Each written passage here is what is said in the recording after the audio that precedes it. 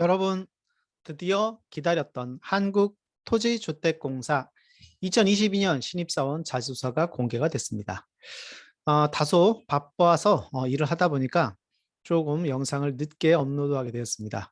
아마 이미 여러분들은 다양한 유튜브의 방송을 보면서 열심히 각자의 방식으로 쓰고 있을 겁니다. 이 영상을 보시는 분들은 어떤 게 또 있을까? 이렇게 또 방황하다가 제 유튜브 채널까지 온 게 아닌가라는 생각을 해봅니다. 어쨌거나 여러분들은 다양한 정보를 통해서 양질의 자소서를 작성할 수 있겠죠. 이런 유튜브 영상이 많아질수록 평가자들은 더 평가할 때 머리가 아파질 수 있을 것이다. 하지만 우리는 열심히 써야 되겠죠. 네, 박세용 코치입니다. 이제 영상을 시작해 볼게요. 영상이 약간 길 수 있습니다. 약간 길 수 있어서 특강처럼 진행이 될 수 있으니 긴 영상을 참고하시고 유의하시고 가도록 하겠습니다.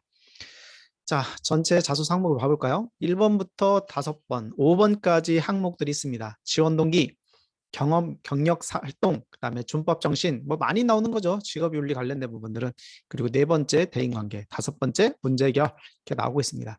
자, 각각의 항목들을 한번 살펴보도록 하겠습니다. 저는 중간중간에 물 좀 먹고 갈게요. 자, 목이 안 좋아가지고 영상을 보시면서 이해를 해 주시면 좋겠습니다. 1번부터 하나씩 살펴볼까요? 지원 포부. 자, 여러분들은 LH에 어떤 사업에 관심이 있습니까? 기업에서 묻는 거죠. 그리고 여러분들은 그냥 오고 싶은 게 아니라 어떤 부분에 기여할 수 있을지를 묻고 있습니다. 그럼 또 묻는 거예요. 너 기여하고 싶은 거는 내가 알겠어. 근데 너 뭐 준비했니? 직무 역량과 강점이 있으면 말해봐봐. 그리고 블라인드 채용이기 때문에 블라인드에 관련된 유의사항이 나와 있습니다. 자소서는 1, 2번 300자, 3번은 조금 더 중요한가 봐요. 420자, 나머지는 360자. 약간 다르죠. 자, 작성 방향성을 봅시다. 여러분들은 어떤 포인트를 가지고 작성하고 계십니까? 자, 1번 토지공사의 사업 내용과 직무, 지원 직무, 그러니까 여러분이 희망하는 직무가 매칭이 돼야 돼요. 그러니까 막연히 쓰지 말고. 두 번째, 질문이 뭐냐면 기여할 수 있다고 생각하는 사업이나 직무가 있니? 그 방향성에 관련돼서 한번 파악을 해보십시오. 입사 포부 같은 거예요. 세 번째, 여러분이 뭔가 기여하고 싶다고 했어요. 근데 근거가 필요합니다. 자, 그것을 직무 역량과 직무의 강점, 직무 경험 등을 통해서 말을 해봐라 라고 이야기하고 있습니다. 자, 경험이나 이런 직무 역량이 없다면 쓰기 힘들겠죠. 다 좀 더 디테일하게 살펴볼게요. 자, 그러면 주요 사업이 뭐가 있을까? 홈페이지 보게 되면 이런 게 있고요. 뭐 열린 경영이라든지 이런 사이트에 보게 되면 내용을 보면 메뉴에 뭐 디테일한 내용들이 있으니까 최대한 많이 찾아가지고 쓰시는데 너무 복잡하게 쓰게 되면 논문이 돼요. 논문까지는 아니고 여러 가지 사업 중에서 하나의 분야를 여러분이 잘할 수 있다. 이렇게 이야기를 해주시면 되겠죠. 자, 도시조정 사업, 재생 등등등 여러 가지 사업들이 있다는 것을 확인할 수 있겠죠. 두 번째, 자, 주요 사업 중에서 만약에 도시조정 사업이라는 게 있어서 안류의 사업을 확인해 보니까 자, 이렇게 몇 가지 주요 사업이 있는데 아니나 다를까 지금 LH 중에 가장 큰 규모의 사업 중에 하나죠. 이렇게 보게 되면 자, 13 앞에 숫자가 제일 커요. 쭉 2021년 예산까지 되게 많은 돈이 투자되고 있다. 그럼 이 사업들을 한번 눌러봅니다. 그럼 여러분들이 이 분야에 대한 관심을 가지고 지원을 했을 때 여기에 대한 기여도를 얘기할 수 있겠죠. 그 기여도를 묻고 있습니다. 자, 내용을 보니까 자, 도시조정사업의 부침에 관련된 내용을 보니까 뭐냐? 저소득층의 주거 안정 및 주거 수준 향상을 도모한다. 도시지역에 시급한 주택난을 해소한다. 민간 임대 등등등을 안정한다. 예산 규모가 나와 있습니다. 그러면 여기에 여러분들이 어떻게 기여할 수 있을지를 얘기를 해주시면 되겠죠. 채용 직무가 많기 때문에 여러분들이 지원하는 직무에서의 기업에 도움이 될 수 있는 부분들을 찾으셔야 됩니다. 어떻게 찾을까요? 자, 직무기술서를 보게 되면 여러분들이 관심 있는 것만은 이렇게 찾아서 보시겠죠. 이런 내용이 있고, 자, 하나의 예를 들어보자.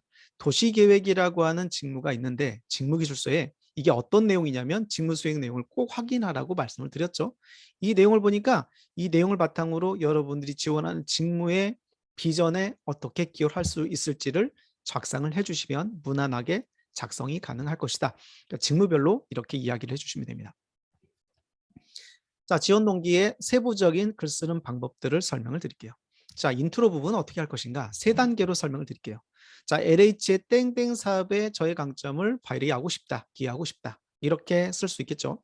제가 지원하는 땡땡 사업에서 제가 가진 강점, 역량을 어떻게 기여하고 싶다. 두 가지식으로 써준다. 자, LH 사업 중 땡땡 사업에서 제가 가진 몇 가지 강점을 발휘하고 싶다와 같은 형태로 글을 씁니다. 똑같게 쓰면 안 되니까 이렇게 쓰는 방법들이 있다는 것을 설명을 드리는 거예요. 자, 전개 부분은 어떻게 할까요? 그러면 자, 어떻게 기여할 수 있을지에 대한 이야기를 쓰라고 했으니까 땡땡 사업 직무 수행에 있어서 땡땡 능력이 필요합니다. 이 능력 단위는 여러분들이 강점을 다 직무별로 다르게 갖고 있기 때문에 그 강점을 찾아 쓰면 되겠죠. 이에 그러면 아래에 어떤 강점, 어떤 역량을 활용하겠다라는 이야기를 전개를 통해서 쓰고 마무리, 이와 같은 나의 강점과 역량을 LH의 어떤 영역에서 어떤 사업에서 기여하겠다라고 각오와 기대점을 어필해 주시면 이 문맥상 구성을 할 수가 있을 것이다. 자, 두 번째로 넘어가도록 하겠습니다. 자, 2번 항목입니다. 2번 항목에 보니까 자, 경험 및 경력 활동입니다. 자, 전문성 부분은 공공기관에 거의 매일 나오죠. 자기개발 능력과 연결되는 항목이 전문성 부분입니다. 역량 양상에 가장 도움이 되었던 경험이 있는가? 경력과 활동을 먼저 기술하고 여러분들이 직무를 수행하는데 어떻게 활용 도움이 될지를 말해봐라. 자, 작성의 방향성을 보자면 뭐든지 소재가 있어야 돼요. 소재가 있어야지 뭔가 거기다 덧입히잖아요. 소재를 찾아본다면 가이드가 직무기술서를 참고해서 지식적인 부분이 뭐가 필요한지, 기술적인 부분이 뭐가 있는지를 먼저 확인을 해보시고 여러분들의 경험 중에 그런 것들이 있다라면 끄집어 써주시면 됩니다. 자, 또 어떤 게 있을까요? 그런 내용 중에는 경험, 연구실, 프로젝트, 실습 등의 경험이 있겠죠. 물론 여기에서 이렇게 예시를 들어주는 거고 여기서 예시 들어주는 거 말고 제가 말하는 거 말고 더 많은 경험들을 여러분이 가지고 있다면 그 경험들을 찾아 쓰시면 돼요. 자, 경력이 있냐? 경력이라는 것은 인턴 등을 말하는 건데 금전적으로 돈을 받았다. 그러면 이거는 경력에 포함되겠죠. 자, 활동이 있습니까? 동아리 활동인데 전공과 관련된 거야. 공모전인데 전공과 관련된 거야. 대외 활동인데 전공과 관련된 거야. 마케팅 학회인데 전공과 관련된 거야. 그러면 여기에 관련된 경험이나 경력이 포함될 수 있겠죠. 활동 영역에. 이런 내용들을 찾으셔야 돼요. 없는 사람들은 방법이 없습니다. 지금이라도 준비하셔야 돼요. 자, 작성 방향성 두 번째. 그러면 활용 가능한 사례를 제시하셔야 되겠죠. 어떻게 도움이 될지에 대한 기여점을 묻고 있기 때문에 그러면 땡땡땡 경험이 예를 들어서 연구실, 프로젝트, 실습 경험을 통해서 어떤 걸 익히고 배웠는지 이것이 땡땡 직무에 어떻게 활용될 것인가에 대한 가능성, 직무에 대한 이해도가 필요하겠네요. 그렇죠? 이렇게 써주시면 됩니다. 자, 만약에 경험이다. 땡땡땡 현장 경험, 땡땡땡 기업, 땡땡땡 경력을 통해서 여러분들의 해당되는 내용을 여기다가 삽입해 주시면 됩니다. 그렇게 익힌 핵심적인 역량, 강점, 이 내용들을, 기술들을 어떤 직무에 어떻게 활용하겠다라고 이야기를 해주면 되겠죠. 여러분들의 가지고 있는 경험과 경력, 지식들이 전부 다 다르기 때문에 여러 가지 쓰는 패턴들을 분석해서 말씀을 드리고 있습니다. 그래서 어떤 직무에 어떻게 활용하겠다라는 이야기를 해주시면 되고요. 포인트는 뭐냐? 포인트는 직무의 정의와 범위를 벗어나지 않게 써라. 너무 거창하게 쓰지도 말고 그러니까 현실적으로 불가능한 이야기도 쓰시면 자, 면접이라든지 볼 때 약간 너무 오버한 거 아니야 라는 생각을 할 수 있을 거니까 현장에서 그들이 고민할 수 있는 정도의 내용으로 이야기를 작성해 주면 무난하게 작성이 가능할 겁니다. 자, 넘어가도록 하겠습니다. 자, 3번 항목은 준법성, 윤리, 직업윤리 많이 나오는 항목이죠. 자, 이제 질문이 얄딱구리합니다. 힘들어요. 자, 본인의 편의 또는 이익과 공공의 이익. 이 공공의 이익이라는 게 너무 거창하게 공익적, 사회적 가치 뭐 이런 거 생각하지 마시고 내가 혼자 편하냐, 혼자 잘 먹고 잘 사는 이냐, 우리 단체나 소속이 좀 더 유리한 부분이 있었느냐, 뭐 이런 것들로 얘기하셔도 됩니다. 자, 그런 고민을 쓰라고 했고요. 자, 세부적으로는 자, 그런 이익이 나와 공동체 이익이 상충됐던 경험이 있니? 두 가지가 적절하게 조율됐던 경험이 있으면 말해봐봐. 혹은 본인의 손해나 불편함을 감수하고 공익적 선택을 했던 이유인데 이 공익이란 말에 너무 여러분들이 매몰되지 마십시오. 우리가 세상을 살면서 어떻게 모든 경험들을 다 공익에 맞춰가지고 합니까? 그렇죠? 이 공익이라는 개념들을 꼭 우리가 내가 속해 있던 공동체에 내가 어떤 도움을 줄 건가 아니면 나 혼자 편할 것인가 이런 개념으로 고민을 해보셔도 좋을 것 같다. 작성의 방향성을 보면 작성의 방향성을 볼게요. 소재를 먼저 무조건 소재를 찾아야 됩니다. 그렇죠? 편의 이익 경험이 있는가? 공공의 이익에 이익 경험이 있는가? 그러니까 나 혼자 잘 사는 거냐? 우리 모두가 잘 사느냐? 아, 나만 살짝 빠져볼까? 이런 생각을 해볼 수 있겠죠? 그런 경험이 있는지를 여러분이 찾아보십시오. 두 번째, 그렇다면 그것이 어떠한 측면에서 상충되었는가? 여기가 중요해요. 야, 법규나 규칙에 관련돼서 이것이 상충되었느냐? 이건 그런 법적인 부분도 접근할 수 있겠죠? 두 번째, 이 공공성에 위배가 됐느냐? 아니면 정해진 규칙에서 벗어나느냐? 아니면 나 개인의 윤리, 양심의 문제였느냐? 여러 가지의 상황들이 있을 겁니다. 인간 살아가는 게 다양해요. 그렇죠? 세 번째, 개인적인 손해를 감수했다는 것은 뭐냐면 손해라는 게 나 희생이에요. 희생들의 사례를 보게 되면 시간을 희생하는 것, 내 돈, 내 시간을 쓰는 거죠. 인생의 시간을 쓰는 것. 더 많은 업무를 내가 또안을 수 있겠죠. 또는 더 어려운 업무를 해야 되는 새로운 업무의 경험들이 있겠죠. 공대생이라는 이유만으로 내가 프로젝트에서 나도 모르는 뭐 매트랩을 했다. 파이썬을 배워야 됐다. 이런 것들은 똑같이 모르는데 공대생이라는 이유만으로 해야 됐던 상황들. 나이가 많다는 이유로 했던 상황들. 여러 가지들이 희생이라는 이유로 여러분들이 강요당할 수 있었을 것이다. 이런 경험을 찾으면 좋겠고요. 네 번째, 공익적 선택을 한 이유가 여러분들이 갖고 있는 가치, 신념, 윤리성의 기준이 있었는가 이런 것들을 여러분이 고려해서 작성해 주시면 좋을 것 같습니다. 자, 작성의 방향성, 실제 사례를 작성하는 거죠. 실전으로 들어갑니다. 자, 1번 편의와 공익 사이에서 고민했던 경험은 시점 언제 어떤 상황인지를 말해준다. 두 번째, 당시 그 일을 하면서 나는 어떠한 점이 불편했는지, 희생을 감수했던 상황은 무엇인지를 앞서 말씀드린 것처럼 매칭을 시켜보십시오. 세 번째, 당시 그 일을 내가 하게 되면 공동체에 어떠한 이익이 있는지, 어떤 상황이었는지도 설명해 주셔도 되겠죠. 작성하는 방법론을 설명해 주는 거예요. 제가 이런 친구들 많이 봤습니다. 나도 모르는데 해야 됐던 상황들이 많이 있었어요. 분명히 여러분이 있었을 겁니다. 그러한 선택을 한 이유가 여러분들의 가치, 어떤 가치입니까? 조직을 위하는 것, 조직이 희생하는 것, 우리 모두가 같이 잘 사는 것, We are the world죠.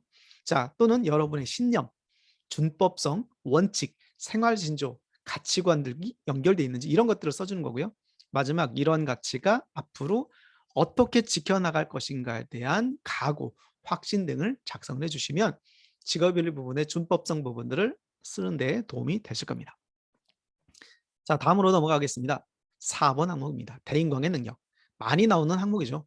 자, 여러분들은 사람과의 관계, 다 혼자 살 수는 없으니까 그 관계에서 어떠한 특징과 강점, 장점을 가지고 있습니까? 사람과의 관계에 있어서 대인관계가 그냥 사람과의 관계예요. 남녀노소, 민원인들과의 관계, 현장에서 근무하는 동료와의 관계, 하청업자의 관계. 자, 여러분들이 직장에서 만나는 사람의 관계라는 게 누구겠습니까? 상사, 동료, 후배, 하청업체, 관계사들, 그다음에 대민 업무에 있어서 실제 뭐 토지라든지 이런 것들을 수용하는 과정에서의 뭐 그런 사람들, 주민들을 만나겠죠. 이런 분들을 말하는 거예요. 이런 일을 할 때 특장점이 뭐냐? 그 특장점이 도구했던 사례를 증명해 봐봐 스타 기법이 나와야 되겠네요. 그렇죠? 해당 특장점이 그럼 우리 회사에 입사했을 때 어떻게 도움이 될 것 같으니 말해 봐봐. 그러니까 실제로 사원 항목도 앞에 문맥과 거의 비슷해요. 그러니까 이 패턴이 비슷하게 나오고 있다. 자, 그러면 첫 번째 작성의 방향성, 소재를 찾아봅시다. 여러분들은 대인관계에 있어서 여러분들의 강점이 뭡니까? 경청입니까? 공감입니까? 설득입니까? 신뢰입니까? 배려입니까? 이해입니까? 적극적인 자세입니까? 서포터의 역할입니까? 솔선수범입니까? 물론 더 많이 있겠죠. 그러니까 제가 생각나는 것들만 적어본 거예요. 이렇게 여러 가지 강점이 내가 누구인가를 먼저 찾아봐라. 그리고 두 번째, 그런 경험을 찾아서 정리를 하셔야 됩니다. 아르바이트에서 있었구나. 맞아, 내가 아르바이트 있었지. 프로젝트에서 맞아, 내가 프로젝트에서 그걸 해봤지. 과제 수행 시 봉사활동, 상담 등 여러 가지 영역에서 여러분들이 전달하고자 하는 경험들이 있었을 것이다. 그것을 찾으십시오. 작성 방향성 2. 그러면 묻고 있잖아요. 회사 생활에서 어떻게 적용할래? 가능한 사례를 작성해라. 대인관계에 있어 나의 강점, 장점은 성격은 어떤 성격과 장점과 특징이 있습니다. 주장 1. 두 번째, 해당 성격 역량은 어떤 측면에서 중요하다고 판단 생각됩니다. 주장 2. 그러면 이제 실제 사례가 나와야 되겠네요. 이게 스타 기법의 액션이죠. 실제로 언제 시점, 무엇을 할 당시 이러한 강점과 장점이 발휘된다. 객관적인 사실을 주장을 해봐라. 주장이에요, 뒤에. 자, 입사 회사 생활에서의 직무 수행에 있어서도 이와 같은 문제 상황들이 발생할 건데, 그쵸? 나는 어떻게 그 일관성을 가지고 적용할 것인가? 그런 사람이라는 것을 증명해 줄 것인가? 나라는 사람은 그래서 피할 수 없는 갈등을 해결할 수 있는 사람이다. 관계 문제, no, don't worry, be happy다. 나는 걱정하지 말아라. 이런 사람이다. 여러분의 인간성을 묻고 있는, 어필할 수 있는 좋은 어떤 질문이었습니다. 자, 이제 마지막까지 왔네요. 자, 문제 결론입니다. 본인이 속해 있던 단체 집단에 당면했던 문제를 본인이 창의적인 방법으로 해결했냐. 여러 가지 조건이 있어요. 본인 또는 속했던 단체, 그러니까 스스로 문제가 있었던 걸 해결했거나 우리 단체가 소속된 단체가 좀 더 발전하기 위해서 내가 주도적으로 문제를 해결했는가, 이런 것들을 묻고 있죠. 창의성이에요. 그러니까 문제 해결 능력을 묻고 있습니다. 소재를 찾아볼까요? 자, 창의력과 문제 해결 능력. 창의력에 관련된 것은 대부분 사고력, 논리적인 접근. 그러니까 예를 들면 유니버셜 디자인 같은 것들을 여기에 포함될 수 있겠죠. 문제 해결 능력은 반복적으로 안 되는 문제의 원인을 찾는 것이라면 이 두 가지 정도의 소재를 여러분이 찾아보십시오. 그러면 제일 말하는 캡스톤, 공대생들이 제일 잘하는 캡스톤 과제, 그다음에 상경 인문 쪽이 가장 많이 하는 공모전, 입선, 당선, 아르바이트 매장의 청결 문제라든지 고객 컴플레인 문제, 매출의 문제, 코로나 상황에서 고객 점주님들이 고민했던 문제들, 기업이 고민했던 문제들, 인터넷에 갔더니 쾌쾌 먹었던 어떤 문제들이 있어서 내가 해결했던 문제들, 이런 얼마든지 있겠죠. 여기에서 제시되는 것 말고 굉장히 많은 것들이 있을 것이다. 그중에 여러분들의 소재를 찾아보십시오. 자, 작성 방향성 2, 창의력과 문제 해결 능력을 증명할 수 있는 사례로 작성해라. 당면했던 문제의 원인 분석입니까? 이건 문제 해결 능력으로 접근하는 거예요. 자, 적절한 대안 제시가 됐고 적용이 됐고 여기에 문제 해결이 됐는데, 중요한 건 뭐냐? 기본 이게 오타예요. 기존보다 더 나은 결과물이 나와야 된다라는 거고요. 두 번째, 세 번째, 제시한 아이디어에 대한 평가. 첫 번째, 평가자의 공신력이 중요합니다. 이 평가자의 공신력이라는 것은 우리가 대기업 공모전을 인정해 주는 이유가 뭐예요? 대기업이라는 공신력이 뒷받침되기 때문에 얘는 능력이 있다라는 것처럼 여러분의 평가자가 교수님이냐 아니냐, 전문가냐 아니냐, 이런 것들이 또 창의력과 문제 해결력에 굉장히 중요한 기준이 될 수 있다. 네 번째, 제안한 아이디어에 대한 평가 2는 어떠한 측면에서 기존과 달랐는가, 참신성이라는 측면 또는 벤치마킹을 통해서 더 좋은 아이디어, 여러 가지 기준들이 있겠죠. 그리고 마지막으로 개선된 결과가 당면한 문제 해결에 어떻게 해결을 줬는지에 대한 이야기로 마무리를 해주시면 됩니다.